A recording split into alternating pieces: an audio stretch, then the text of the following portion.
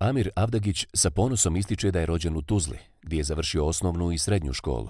Nakon toga pravni fakultet i fakultet kriminalističkih nauka Univerziteta u Sarajevu, a trenutno završava postdiplomske studije na Pravnom fakultetu Univerziteta u Tuzli.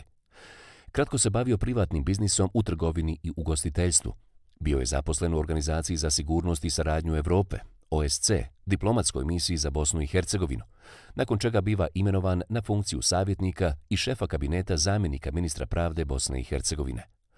Na toj funkciji obavljao je najsloženije i najznačajnije pravne poslove iz nadležnosti Ministarstva pravde Bosne i Hercegovine, Vijeća ministara Bosne i Hercegovine i Parlamentarne skupštine Bosne i Hercegovine.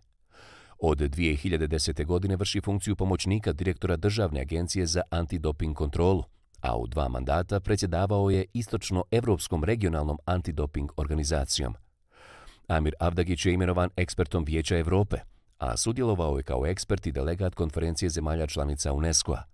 Obavljao je brojne funkcije u upravnim, nadzornim odborima i komisijama, Vijeća ministara Bosne i Hercegovine, Komisija za koordinaciju pitanja mladih, multisektorske radne grupe Vijeća ministara Bosne i Hercegovine za praćenje implementacije Konvencije Vijeća Europe o krivotvorenju medicinskih proizvoda i sličnim krivičnim djelima koja predstavljaju prijetnju javnom zdravlju, Medicrime Konvencija Vijeća Europe, zatim javnih preduzeća, Komunalac i radiotelevizija Tuzlanskog kantona, a za doprinos u radu Komisije za obrazovanje, kulturu, sport i mlade, Skupština Tuzlanskog kantona mu je dodijelila zahvalnicu.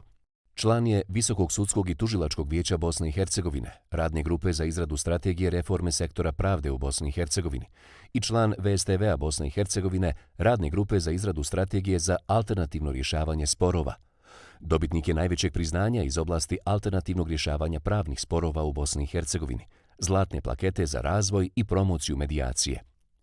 Član redakcije stručnog indeksiranog časopisa Federalnog ministarstva pravde Bosne i Hercegovine Pravna misao, koautor, Leksikon upravnog prava, Službeni glasnik Bosne i Hercegovine 2009.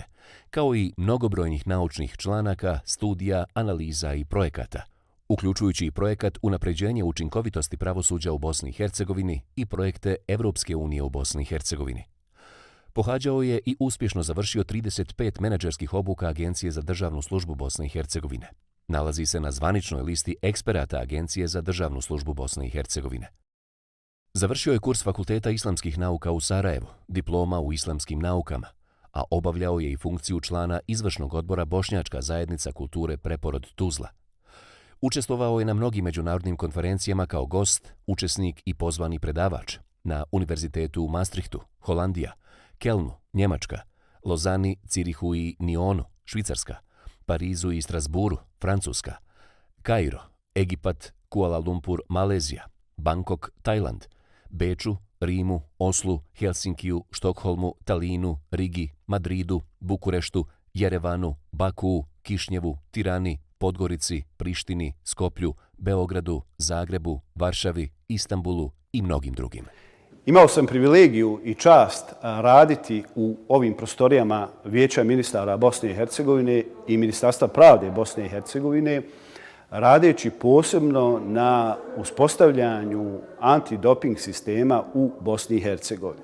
U periodu 2006-2010. godina intenzivno smo radili na donošenju mnogobrojnih državnih zakona i osnivanju državnih institucija, jačajući time Bosnu i Hercegovinu i ispunjavajući njene međunarodne obaveze koje je preuzela ratificiranjem međunarodnih konvencija.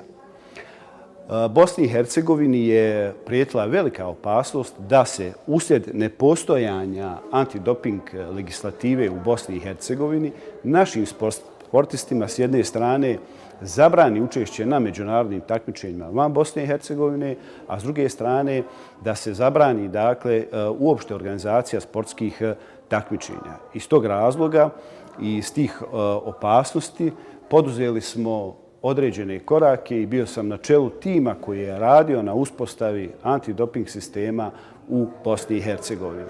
Danas, nakon 15 godina poslije, imamo zakon, imamo pravni okvir i imamo međunarodno priznata iskustva i rezultate u borbi protiv dopinga u sportu u Bosni i Hercegovini.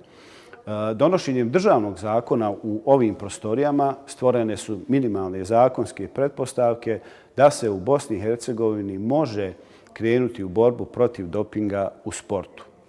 Glavni motiv, glavna poruka koja i dan danas drži mene kao pojedinca i profesionalca u ovom sektoru i sistemu jeste zaštita zdravlja mladih ljudi, najprije zaštita zdravlja, dakle, a onda tek isprečavanje, dakle, prevara u sportu. Jer ne smijemo zaboraviti da su danas doping u sportu, konzumacija zabranjenih sredstava, ugrožavanje javnog zdravlja, zajedno sa namještanjem rezultata i kladionicama najveća opasnost integritetu sporta, ali ja bih rekao i mladih ljudi, pogotovo u Bosni i Hercegovini.